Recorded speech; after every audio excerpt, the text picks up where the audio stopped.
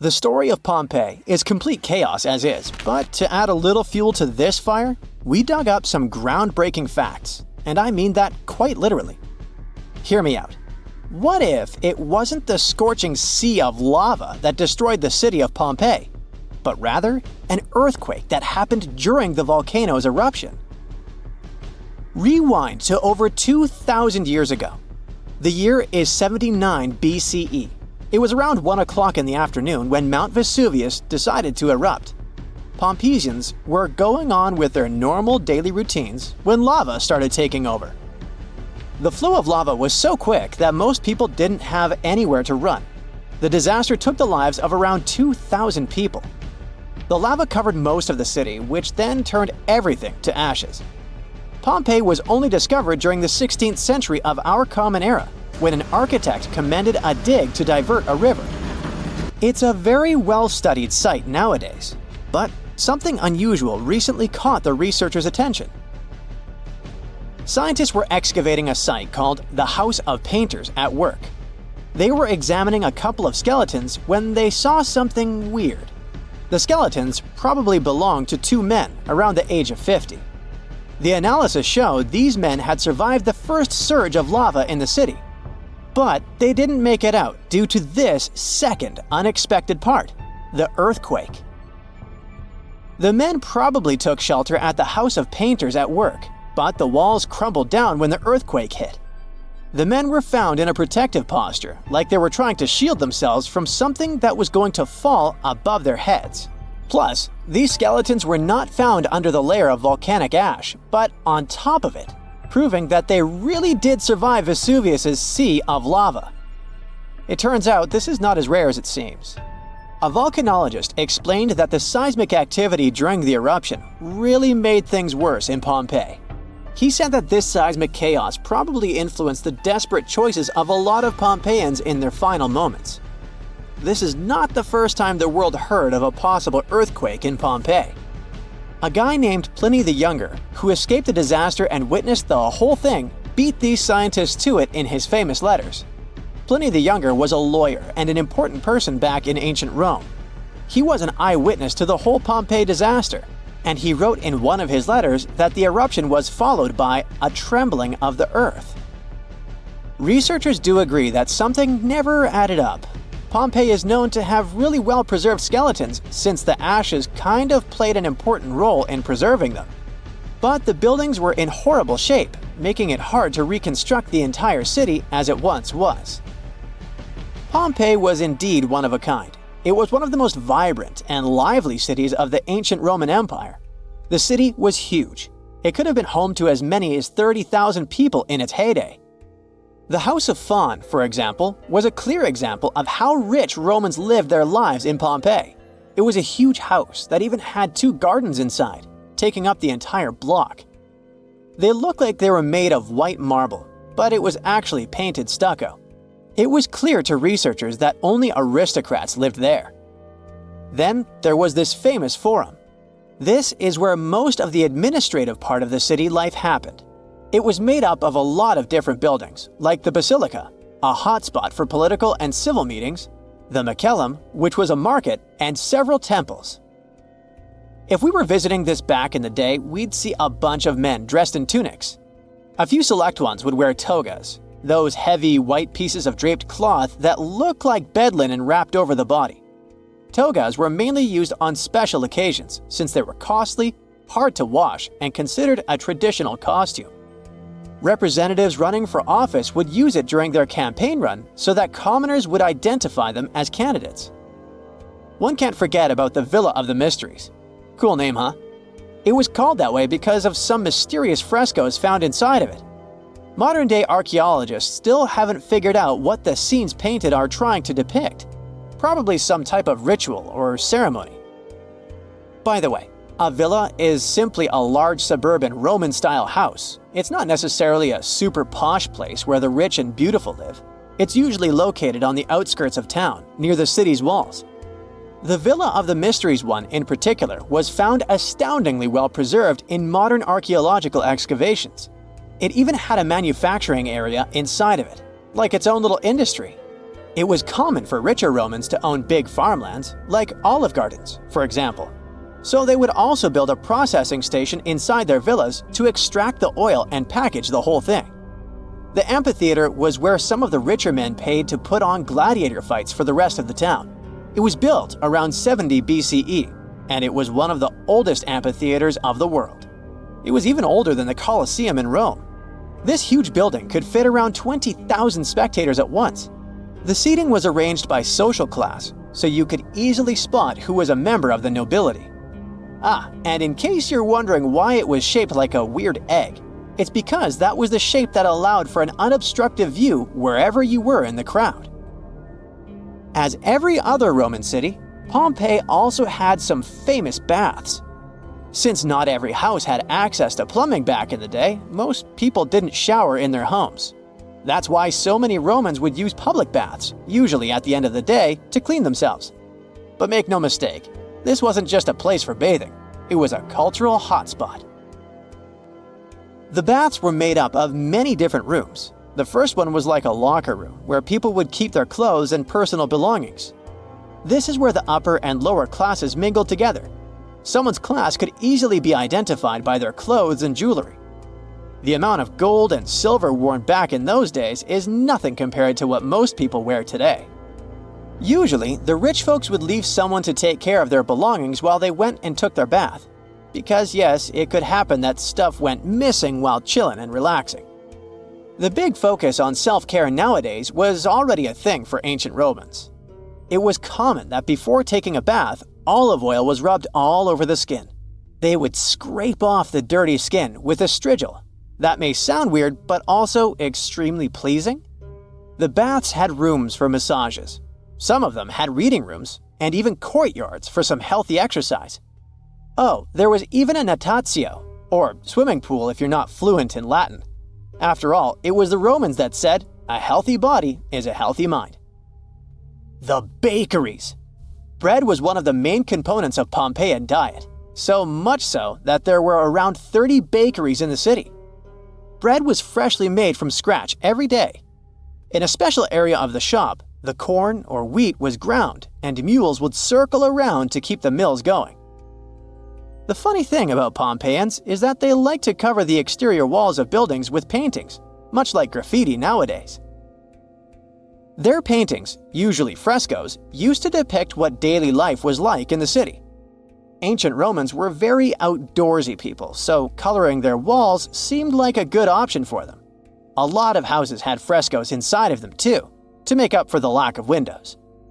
The paintings gave the house owners the illusion of more space if the painting was of, let's say, a garden, for example. You're walking through a bustling town near the Bay of Naples. It looks full of life, energy, and healthy food. Look at these flatbreads that might have been ancient pizza, no less.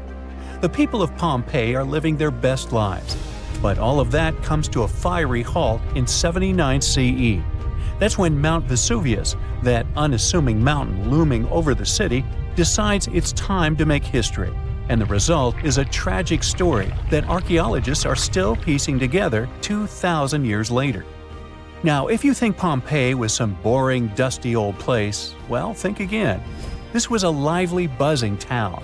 There were farmers bringing in fresh produce, merchants selling their goods, bakers cranking out bread and pizza-like flatbreads, and gladiators gearing up for fights in the amphitheater. The people of Pompeii loved decorating their homes with frescoes, mosaics, and statues. And food was a big deal. Pompeii was home to some of the earliest restaurants, called thermopylae, where people could grab hot meals on the go. But let's get back to the fateful day when this beautiful, simple life ended. The saddest thing is that the people of Pompeii had warnings, they just didn't know it. Around 4 days before Vesuvius erupted, there had been minor tremors, but the locals were used to earthquakes. They had a massive one in 62 CE that destroyed lots of buildings, but they rebuilt the town and kept living there. No one thought, hey, maybe that giant mountain is the problem. So by the time 79 CE rolled around, Pompeii was back to normal, or so they thought. Now it's the morning of the eruption, just another regular day. People are working, shopping, and chilling in the baths. And then, out of nowhere, Vesuvius erupts. It was a catastrophic explosion that shot a plume of ash, gas, and rocks 20 miles into the sky. Pliny the Younger, a Roman writer who watched this disaster unfold from across the bay, wrote that it looked like a pine tree of fire and smoke rising into the heavens. Suddenly, it began raining with ash. First it was a drizzle, then it started coming in buckets. Gray, heavy rain that didn't let you breathe. Then hail began falling from the sky. But it wasn't hail. Those were pumice stones, light chunks of volcanic rock. They were smashing roofs and windows and piling up in the streets. That's when people started panicking. Some of them decided to escape, so they ran from the town. Others thought the walls of their homes would protect them. Well, they didn't. Soon things turned even worse. The ash had covered Pompeii's streets, and buildings were collapsing under its weight. But the real nightmare came early the next morning. Pyroclastic flows, a fatal avalanche of superheated gas, ash, and rock that was racing down the side of a volcano at more than 200 miles per hour. The heat alone, around 1,000 degrees Fahrenheit, instantly finished the life of anyone who ended up in the way of the flow. When the pyroclastic flows hit Pompeii, it was, unfortunately, game over for the town. Those who decided to stay in the city didn't stand a chance. The people were trapped so quickly that their bodies were left frozen in their last moments, some shielding their faces, others holding loved ones. In one bakery, archaeologists found the skeletons of 3 people who'd stayed behind. They thought the oven's stone walls would protect them, but those just weren't strong enough to resist the elements. When the eruption finished, Pompeii was covered with 20 feet of volcanic debris. What archaeologists eventually found when they uncovered the town was both mesmerizing and terrifying at the same time. Because Pompeii was buried so suddenly, everything remained preserved: homes, streets, art, food, and even people. These days, scientists are rethinking what we know about the victims of the Pompeii disaster, thanks to new DNA evidence. Apparently, a lot of our assumptions about who these people were might be way off. A recent study by researchers from the US and Italy has shaken things up. They found that some of the victims, who they assumed were family members, weren't related at all. On top of that, the gender of some individuals was misidentified. The researchers believe that older interpretations were influenced by modern ideas about gender and relationships, which might have clouded the actual history. One of the study's co-authors from the University of Florence pointed out that conclusions based on limited evidence often reflect the biases of the time. Back then, researchers had to rely on the physical appearance of casts to make their guesses. Now, with DNA evidence, the story looks very different. Let's look at the case of the so-called family found in the House of the Golden Bracelet, which was discovered in 1974 on a Pompeii hillside. This group of 4 victims was named after an elaborate piece of jewelry was found on one of them. Based on the cast, one of the figures, who was holding a child, was assumed to be a mother. But the DNA results revealed this person was, in fact, a man. Even more surprising, none of the individuals were related, as scientists thought previously. Not surprising, given the extreme confusion and terror the people experienced as they desperately took shelter anywhere they could. Another interesting finding involves a pair of victims once thought to be sisters or a mother and daughter. DNA evidence now suggests that one of them was biologically male. Altogether, the researchers have analyzed the remains of 14 individuals for this study, and this is just a small portion of more than 1,000 victims of Mount Vesuvius' eruption that have been found so far. Archaeologists in Pompeii have also made one more discovery. Look at this figure. Initially, everyone believed that this man had been crushed by a massive boulder, a stone block that might have been part of a door frame during the eruption. His skull, with its mouth open as if in a final gasp, was found near his body.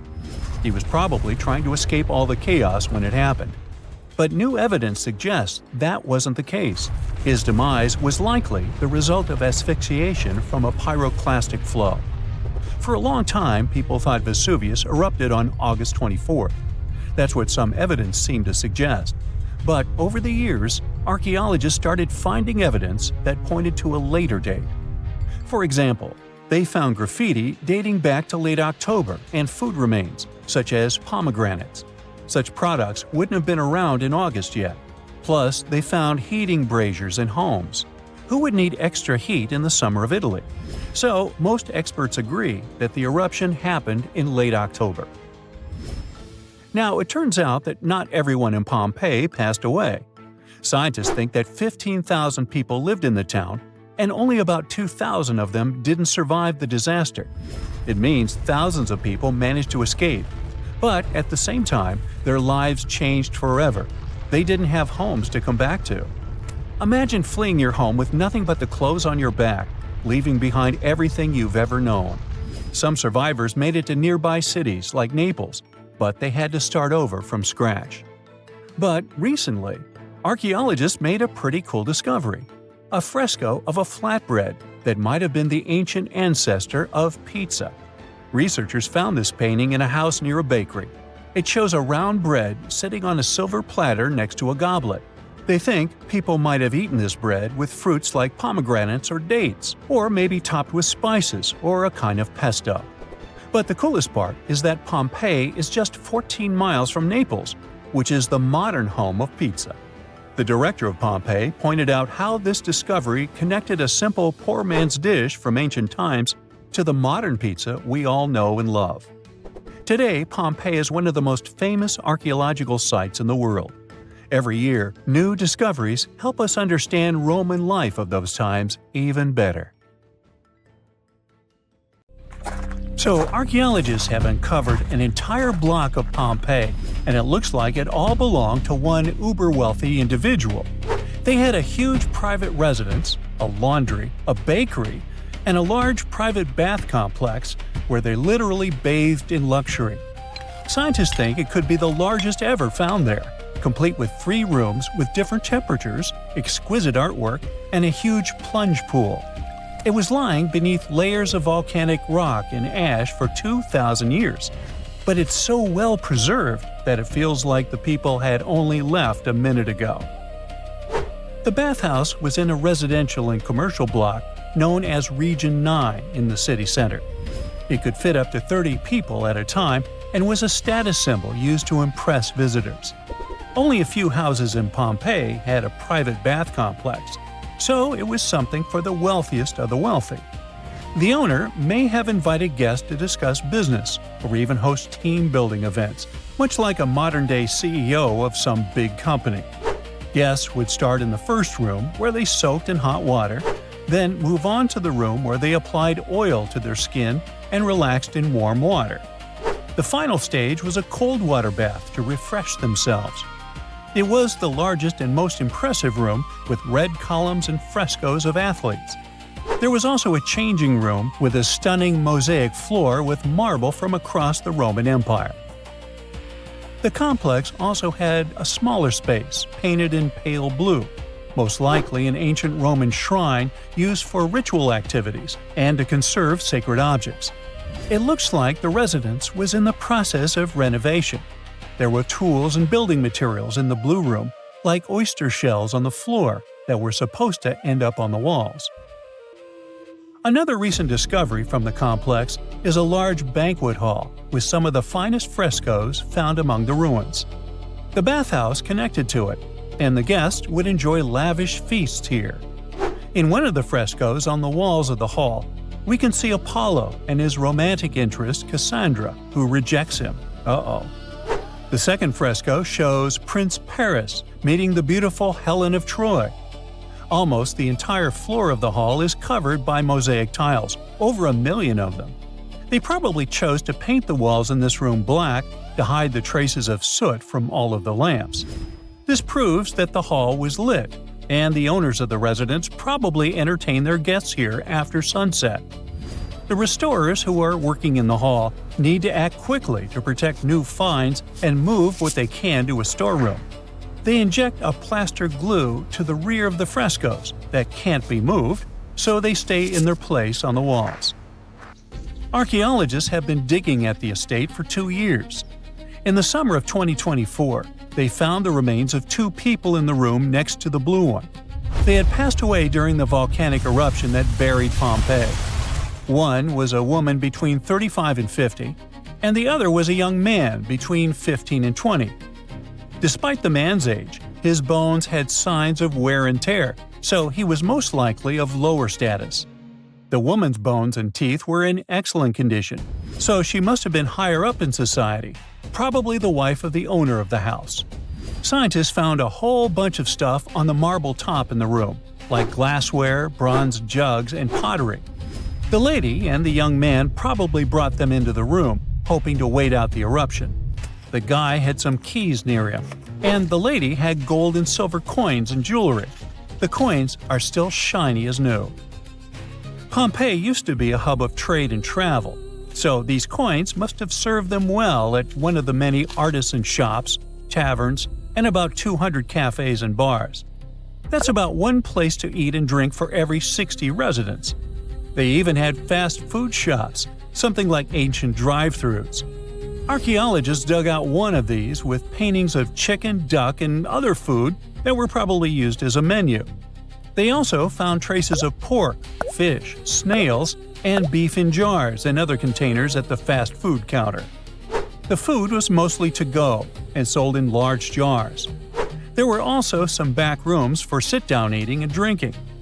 You would only see the residents with a low income at one of such places, as they didn't have kitchens in their homes and relied on cafe food.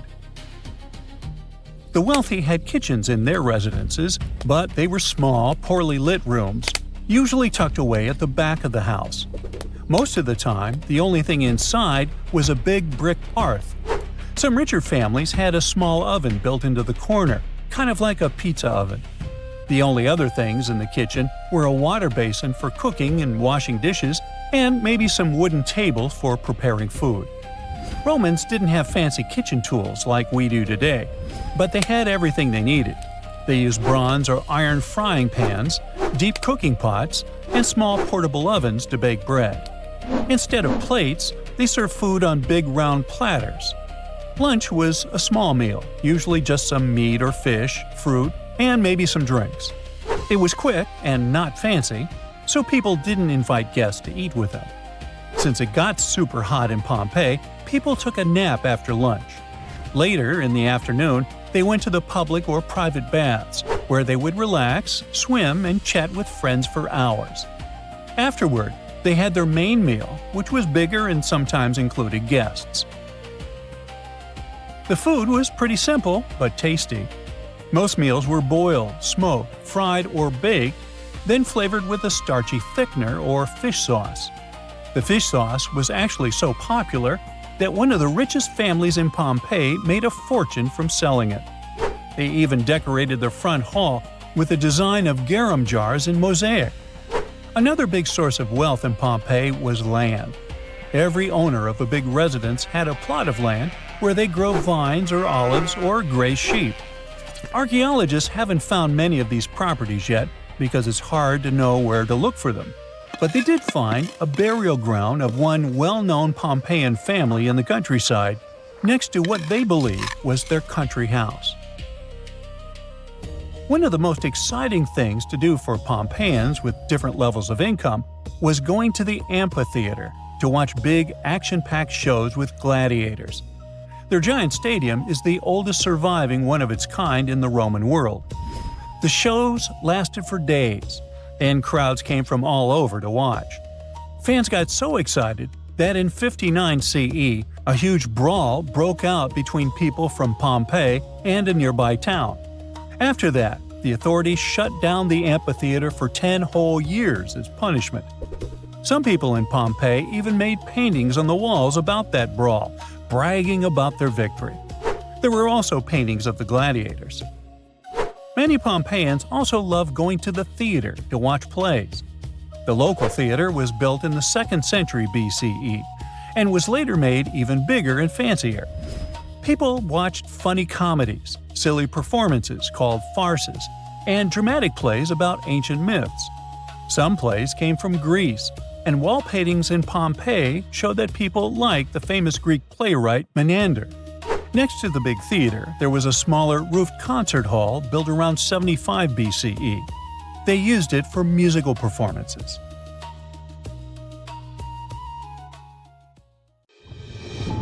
This is not some hypothetical situation or fairy tale.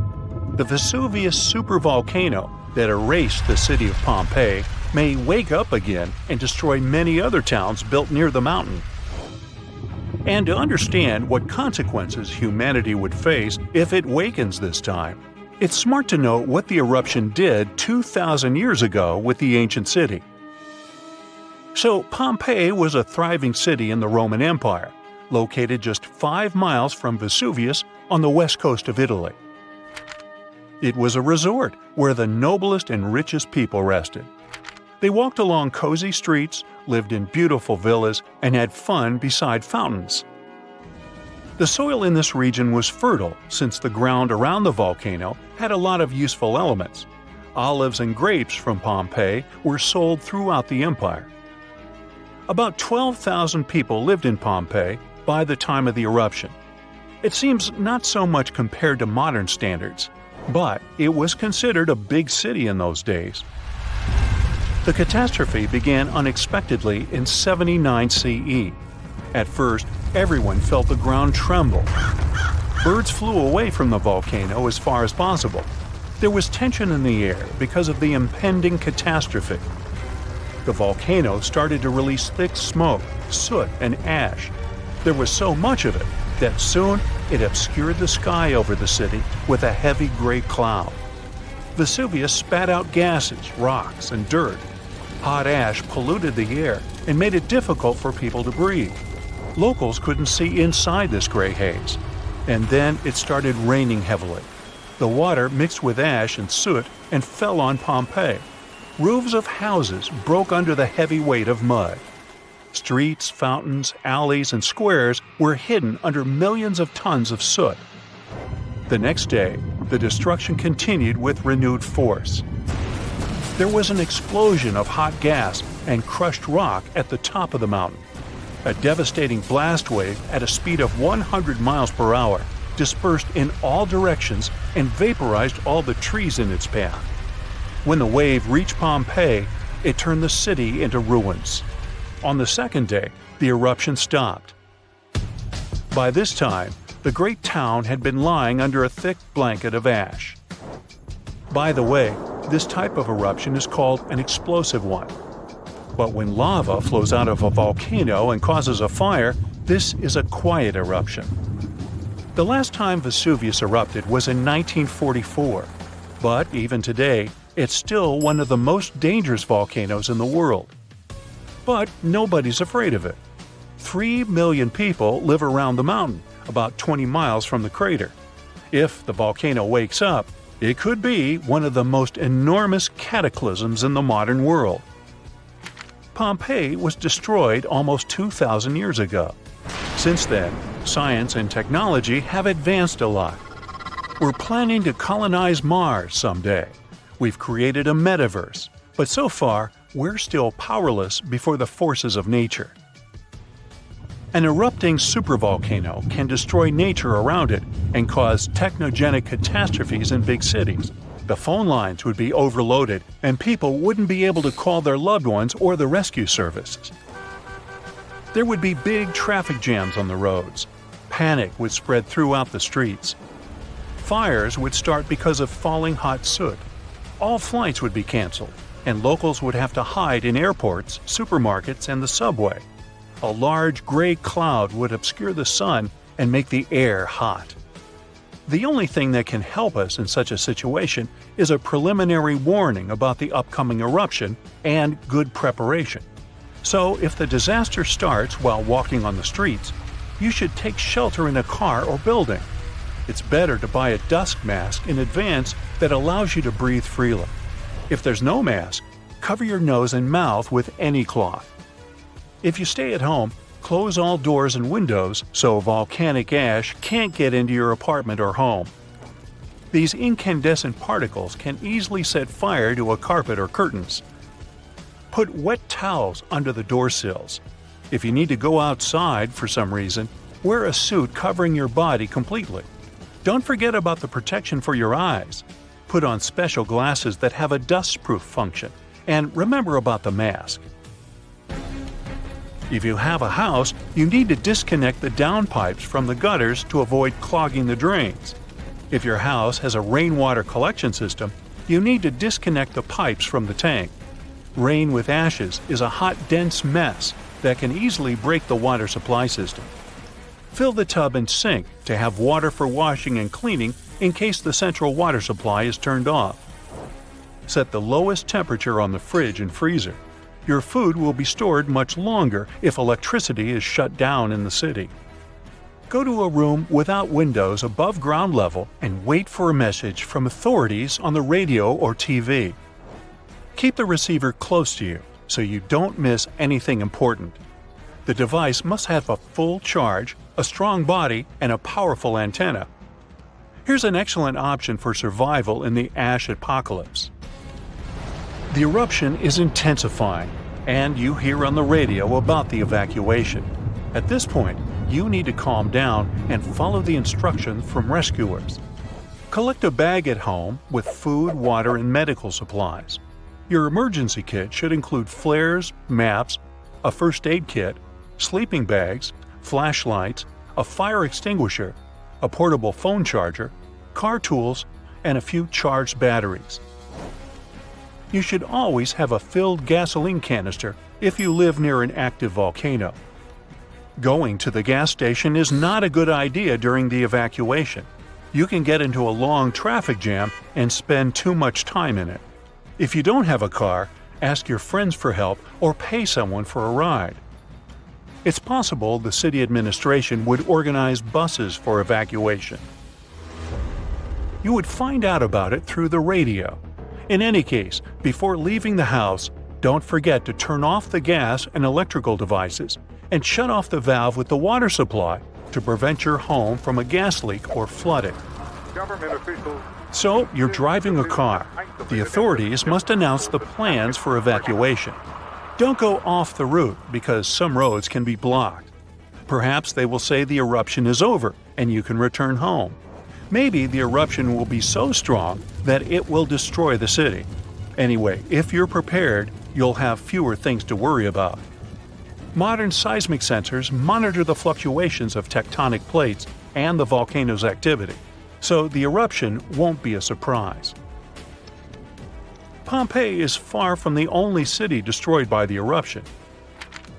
In 1785, a similar disaster occurred in the Japanese town of Aogoshima. It was located right in the crater of an active volcano, and one day it woke up. It was sunny weather, and no one suspected a disaster was coming. At some point, the birds rose in the air and flew away. Then the ground began to shake. A heavy, low sound came from the depths of the island, and thick streams of smoke and ash erupted from the volcano. The volcano threw dirt and big red-hot stones into the sky. It looked like a meteor shower. People evacuated, and the mountain continued to erupt for several weeks.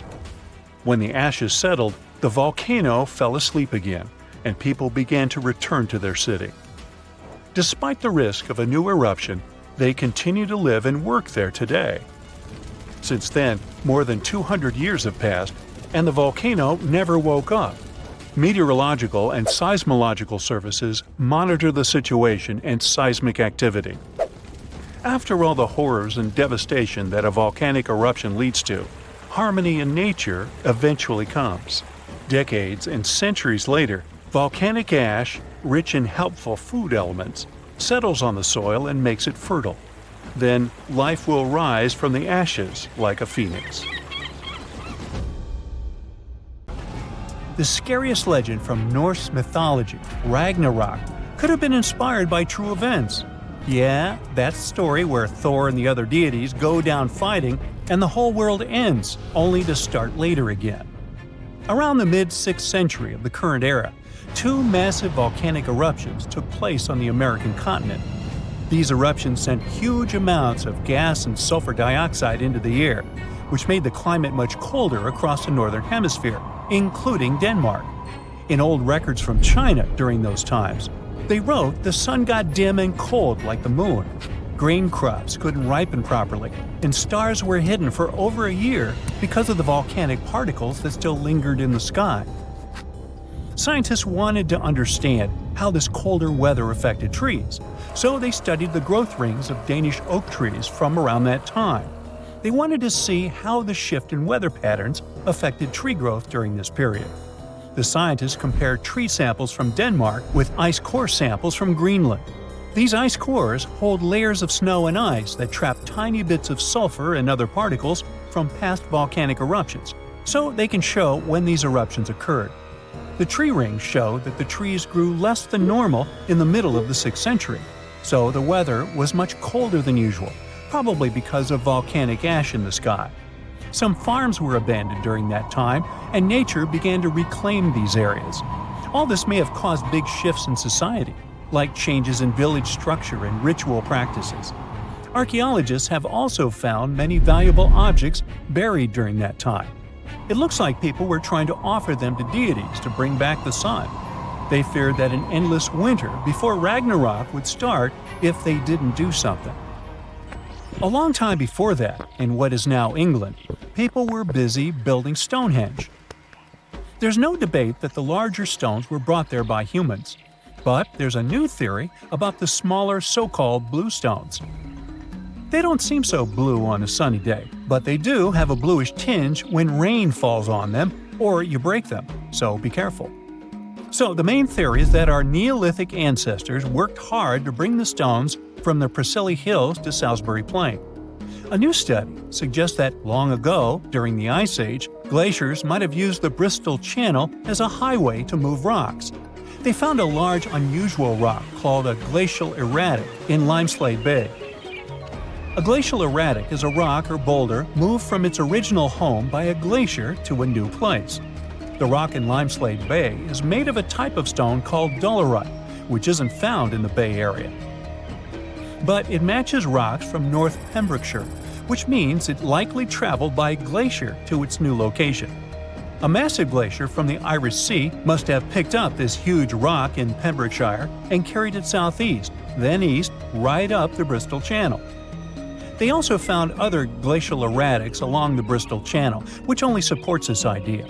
So, if the new theory is correct, it means that Neolithic people didn't carry the bluestones to Salisbury Plain, but found them already there and decided to use them to build Stonehenge.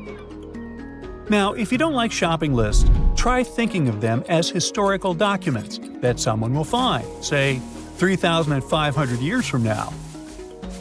Archaeologists in a region of Turkey that was known for the production of pottery, metal, and glass found one shopping list that was this old on a clay tablet. It's roughly the size of a large postage stamp and was made by people who lived in Mesopotamia. They used a very old type of writing called cuneiform, which means wedge-shaped, as it was made up of marks that look like wedges. The language written on this tablet is called Akkadian, and it went extinct long ago. They used sounds to make words, just like we do today. To write these sounds, they borrowed symbols from an even older language called Sumerian.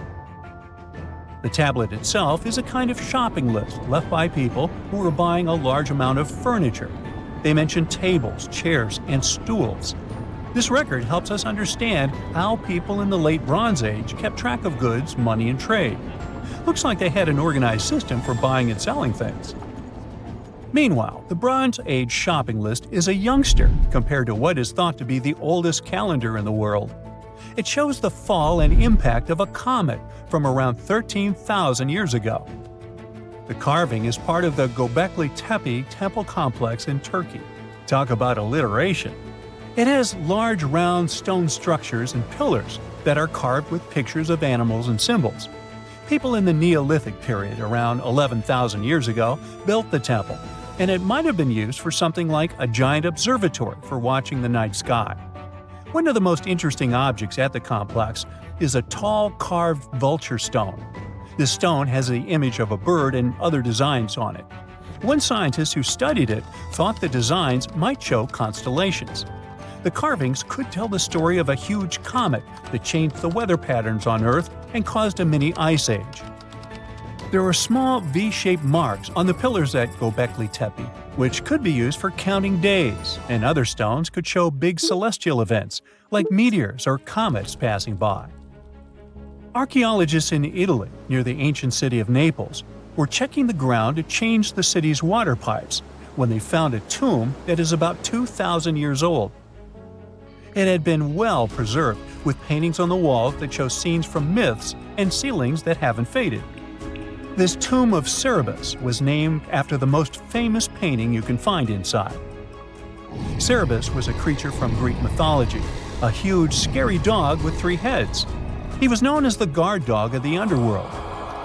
One famous myth you can see on the walls of the tomb is the story of Hercules capturing Cerberus as part of his 12 labors. As the archaeologists kept digging, they discovered images of ichthyocentaurs, creatures that were like a mix between a mermaid and a centaur. The tomb also has a large altar with vessels for liquids that they would pour out as an offering to honor the deities. The person who was buried here lies on a decorated burial bed, surrounded by paintings, symbols, and objects that people in ancient times believed would bring peace or help in the afterlife. The tomb was just found in October 2023 and is not open to visitors yet, as archaeologists are still studying it. Scientists have long wondered how heavy stone blocks were carried to the sites of the pyramids in Egypt, and they might finally have an answer. Researchers from the University of North Carolina, Wilmington, believe that the ancient Egyptians built 31 pyramids along an ancient branch of the River Nile. It's now hidden under desert and farmland. It's not a new idea, but up until recently, scientists weren't sure of the location, shape, size, or proximity of the waterway the pyramid builders could have used for transportation. This time, they used radar satellite imagery, historical maps, geophysical surveys, and sediment coring to map the river branch. A major drought and sandstorms likely buried it thousands of years ago. The team managed to go below the sand surface and get images of some hidden features thanks to radar technology. They found hidden rivers and ancient structures running at the foothills of where most of the ancient Egyptian pyramids lie. Thanks to this discovery, we can now understand why they decided to build so many pyramids between Giza and Lish in what is now an inhospitable area of the Sahara Desert. Seen a good horror movie lately? If you're a fan of those, then you can appreciate a good plot. But what if I told you that Mother Nature is the best scriptwriter ever? Ancient disasters were scarier than any horror movie today. From tsunamis to volcanic eruptions, you'll be shocked by the scale of these events. One natural disaster you definitely don't want to experience is a tsunami. Those gigantic walls of water sweep across the coast and take out everything in their way. And it's nothing new for our planet. Scientists were able to piece together a timeline based on evidence that major tsunamis left. In northern Chile, a large boulder sits high above the Pacific Ocean. Behind it, a desert as far as the eye can see. This 44-ton stone obviously doesn't belong here. It's the result of an ancient tsunami. Waves as high as a 6-story building carried boulders like pebbles. Researchers estimate this happened in 1420. But how can they possibly know this? In the 15th century, there were no written records in the region. Time for some detective work. Archaeologists discovered that around the same time, there was a tsunami in Japan, on the other side of the Pacific Ocean. The ground shook off the coast of Chile. That's how the tsunami was created. Then the wave traveled nearly 2/5 of the Earth's circumference. That's one tireless tsunami. But this wasn't a one-time event. Evidence suggests that a similar event happened 3,800 years ago. Ancient people abandoned their coastal villages around this time. They were moving inland. How did they know it was time to go? There's evidence of erosion due to strong currents, telltale signs of an ancient tsunami. As you know from school textbooks, oxygen is 21% of the air we breathe. But it wasn't always a part of Earth's atmosphere. Oxygen was missing during the first half of our planet's lifespan. Carbon dioxide and methane were the name of the game back then. CO2 is what makes our drinks fizz. But isn't the other gas dangerous? Yes, because you can't smell methane. And that's the reason there was no life on Earth billions of years ago. So how did we get from methane to oxygen? In come the cyanobacteria. This group of microbes started to evolve some 2.7 billion years ago. These tiny microbes mastered photosynthesis, converting sunlight into energy. And the byproduct of this process was, you've guessed it, oxygen. Soon it started escaping from water into the atmosphere. There, it reacted with methane, and over time, O2 replaced it completely. Scientists named this process the Great Oxidation Event. But how could it be bad? After all, we're alive thanks to it.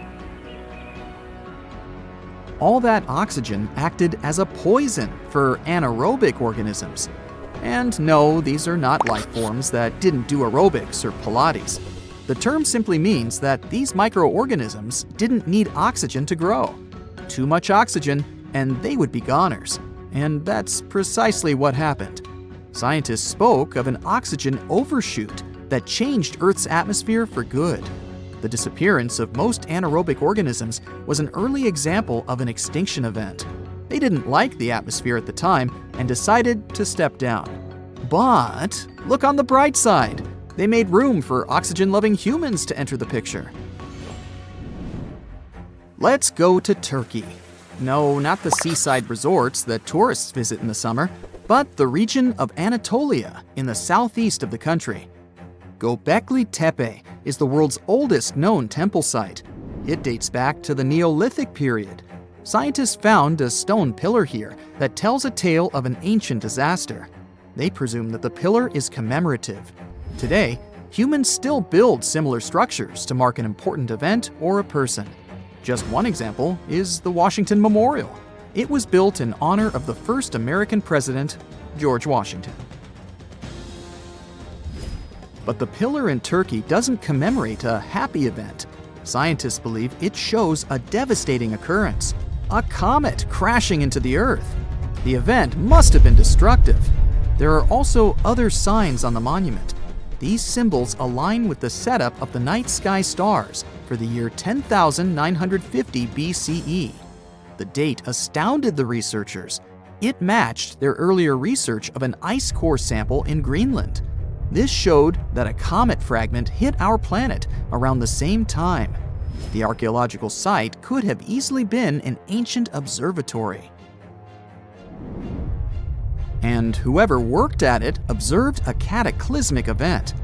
The impact must have been so powerful that it changed the Earth's rotational axis. That's the imaginary pole going through our planet from top to bottom. That ancient comet must have packed a punch to knock the blue planet off balance. Have you heard of the city of Tal El Hammam in the valley of the Jordan River? The reason why your answer is probably no is that the city doesn't exist today. It completely disappeared around the year 1650 BCE. It was one of the three major cities in this part of the Middle East. Together, these three cities had a population bigger than Palm Springs today. At the time, Tal El Hammam was a metropolis. It even had high-rises, 5-story buildings constructed using mud bricks. But archaeologists found strange markings on them. The bricks melted as they were exposed to high temperatures. Yes, sound the fire alarm. Some sort of disaster had caused a major fire. Archaeological finds pointed to a suspect for such damage, a rock from space. So, where was the crater? This comet, or an asteroid, never made it to the ground. It was traveling at high speed, so it disintegrated before hitting the ground. Such an event is called an airburst. The largest witnessed meteor airburst happened over Tunguska in the north of Asia in 1908. Scientists estimated that the airburst in Tal El Hammam happened 2.5 miles above the city. This event released a lot of energy. Air temperature quickly rose to 3,600 degrees Fahrenheit. That's hot enough to set clothes and wood on fire in an instant. Mud bricks and tools made from metal start to melt when exposed to such heat. This would explain the evidence scientists unearthed. But there was one more find: salt. The event was so powerful that it distributed salt over the region around the Dead Sea. Any farmer will tell you that salty soil and crops don't go well together. People started moving away from the area because they couldn't grow food. Imagine an island with whitewashed villages surrounded by a sapphire blue sea. Such a place exists in reality. It's the island of Santorini. But the history of this place hides a tale of destruction. The island is of volcanic origin. This means that a violent eruption created it some 3,000 years ago. Now there are two islands. The bigger one is shaped like a horseshoe. When you look at them from above, the two islands look like they form a circle. That's because they were once a single island. It had a large mountain and was round in shape. But then it all changed almost overnight. One of the largest volcanic eruptions in human history tore Santorini apart. The earth trembled, tsunamis formed, and clouds of ash filled the sky. A daunting image. People felt the eruption hundreds of miles away. When it was all over, seawater rushed into the caldera of the former volcano. That's why the water in the lagoon has such a beautiful color. Scientists know so much about Santorini's past because of an unlikely assistant, a tree. The juniper tree, to be exact. People use its aromatic wood for everything from furniture to making pencils. On the Greek island, its rings revealed the tale of the ancient eruption. As a tree grows, it doesn't only go up, it expands sideways as well. Each new layer of bark adds a ring to the trunk. It takes a year for one ring to form. And on Santorini, one ring was unnaturally pale. The scientists did the math and voila, they dated the eruption to 1560 BCE.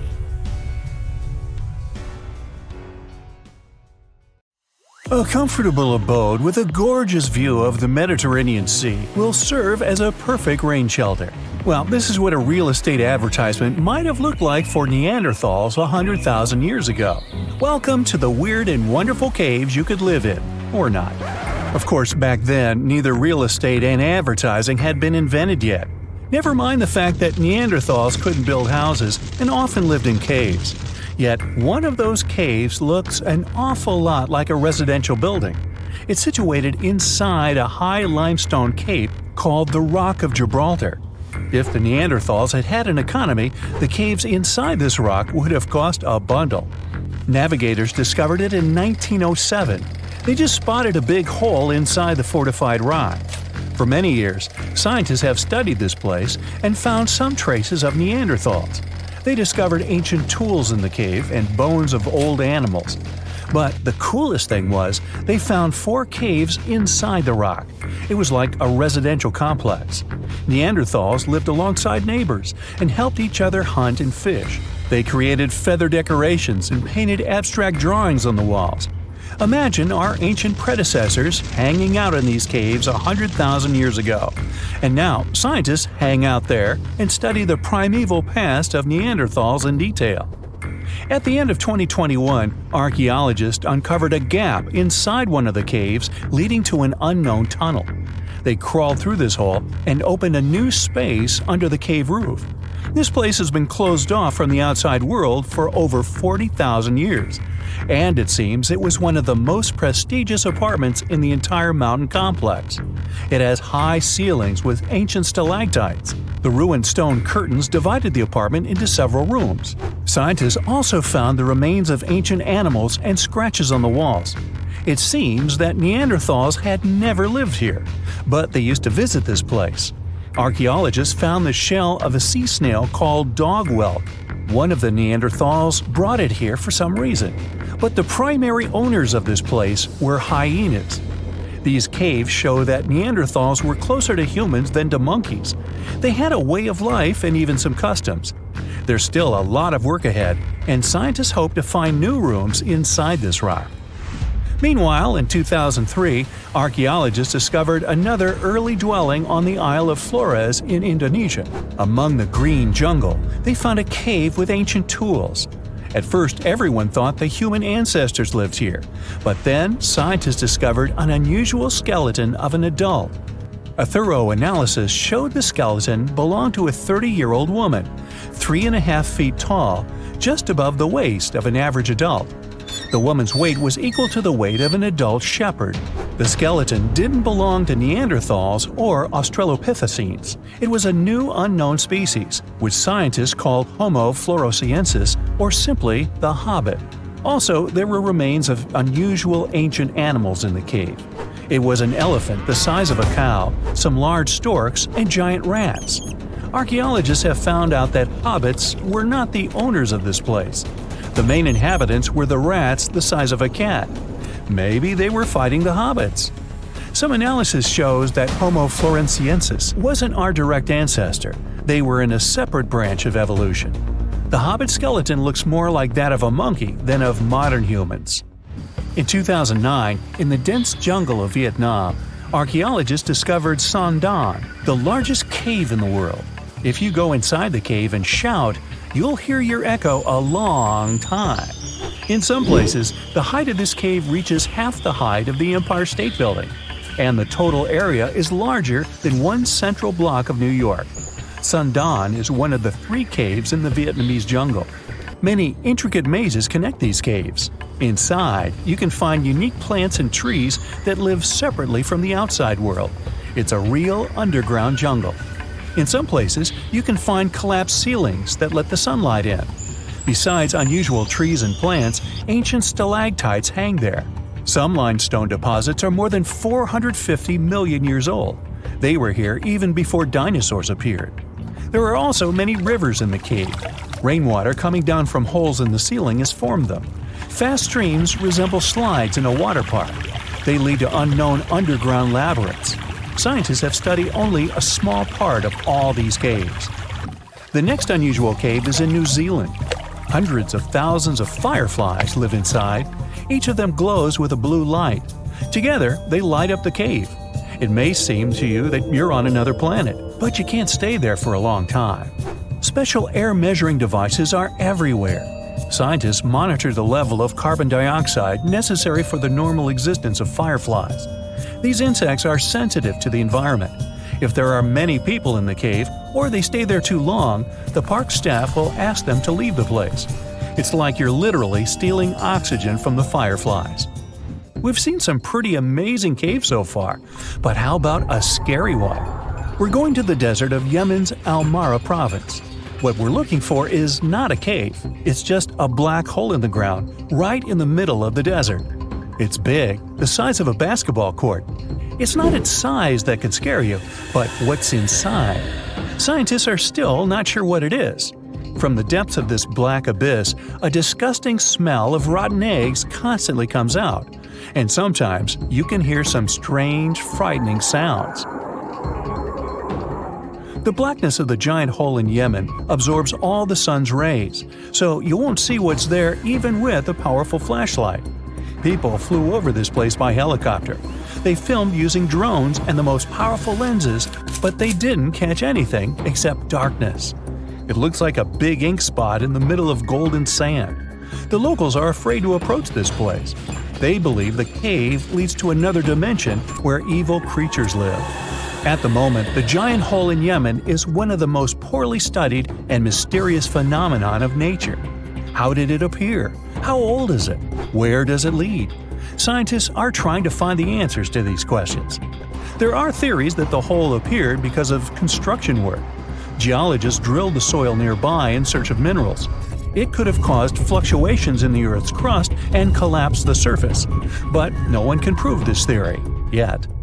And now, imagine a place where sunlight has not penetrated for more than 5 million years. There's little oxygen, and it's cold and damp. Still, life is born in this place, not only microbes and bacteria, but also something bigger. The living conditions in this cave are very different from the usual ones, so, in a sense, this cave is like another planet. It's the Movil Cave in the southeast of Romania, near the Black Sea. The entrance is a small hole in the ground. Inside, a tunnel leads deep below the surface. The levels of hydrogen sulfide and carbon dioxide are above normal inside the cave. The air here is half as much oxygen as on the surface. People can't be here without an oxygen mask, but other creatures living here can.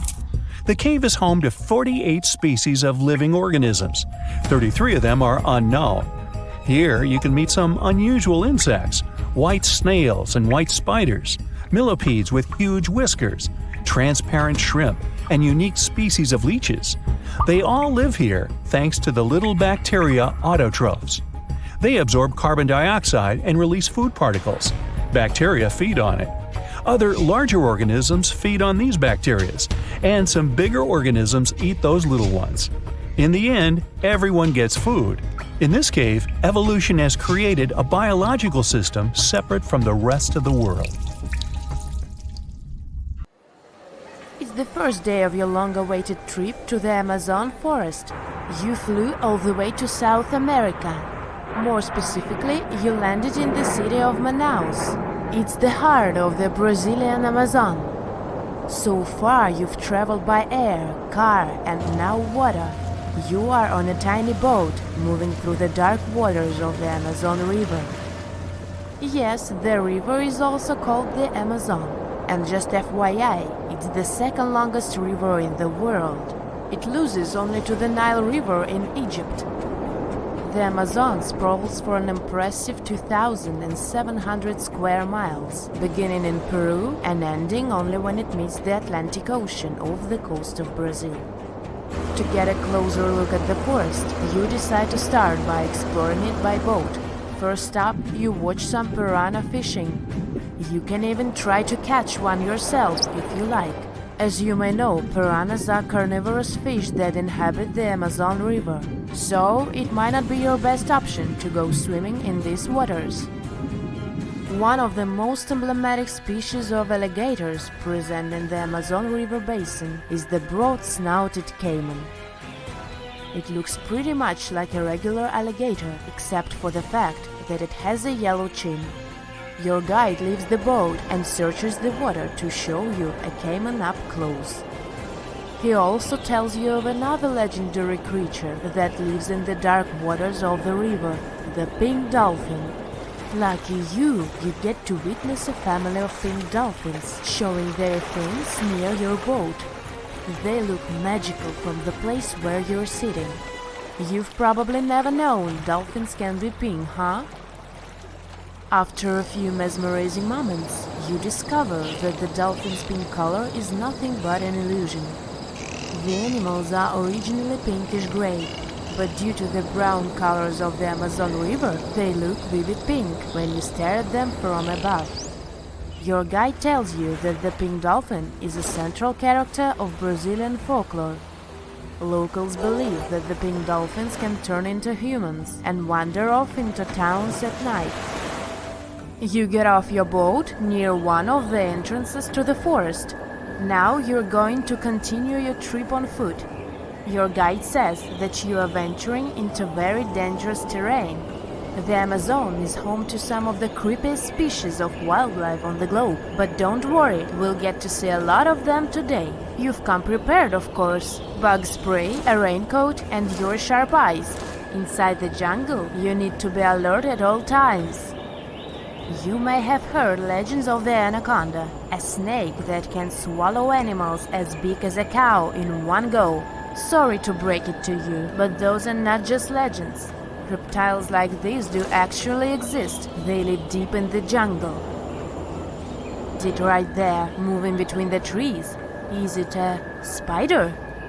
The so-called Goliath bird-eater is a monster spider.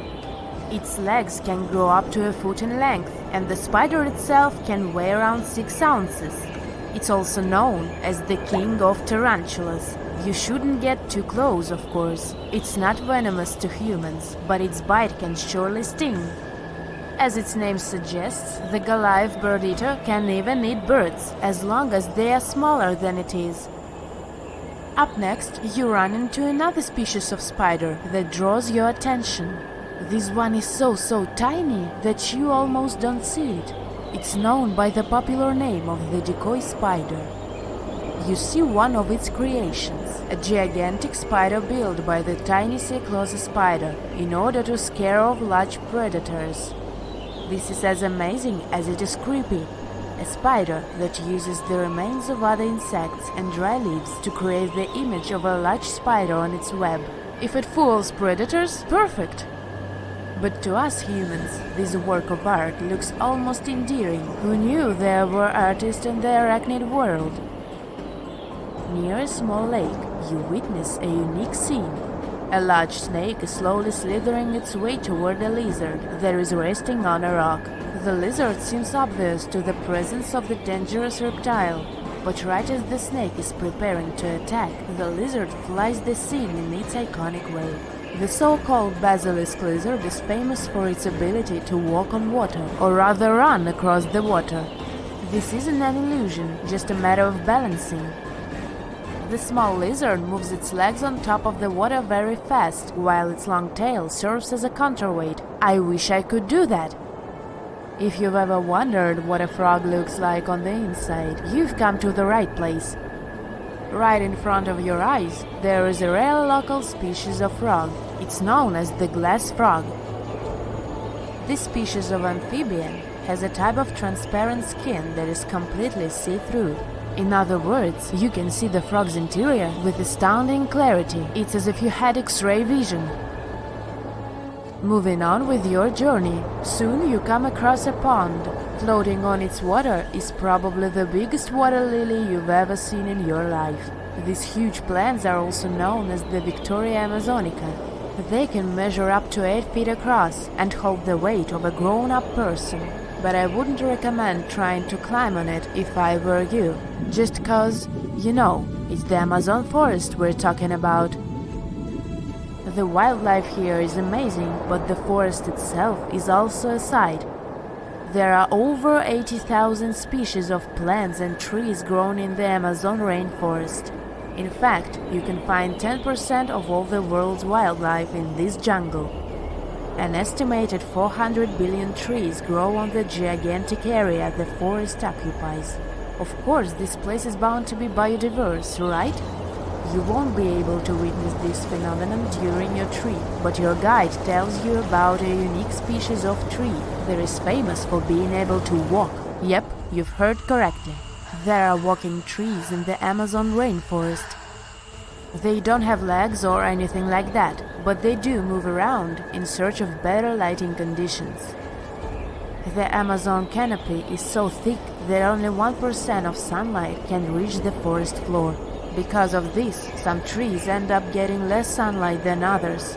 The so-called walking palm trees seem to be adapted to this situation. They grow new roots, which helps them move for 1 to 2 inches per day. They can walk up to 65 feet per year. Maybe that's what inspired John Ronald Reuel Tolkien to create ants, huh? Those are pretty similar tree beings that roam freely around the world. I kid you not, it's not only wildlife that inhabits the Amazon. Actually, over 30 million people live in the forest. And there are also ancient settlements that scientists believe to have been thriving there. And I'm not talking about El Dorado, that's just a myth. But in 2018, a groundbreaking study showed that up to 1 million people probably inhabited the Amazon between 1250 and 1500 CE. Can you imagine that? Working alongside local indigenous people, researchers from the University of Florida found several mounds in the Amazon. Besides these mounds, they also discovered interesting ditches and geoglyphs.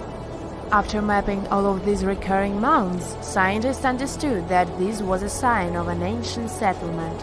They found remnants of carefully designed walls centered around plazas. This could only mean that these ancient cities were big and could host hundreds of thousands of people.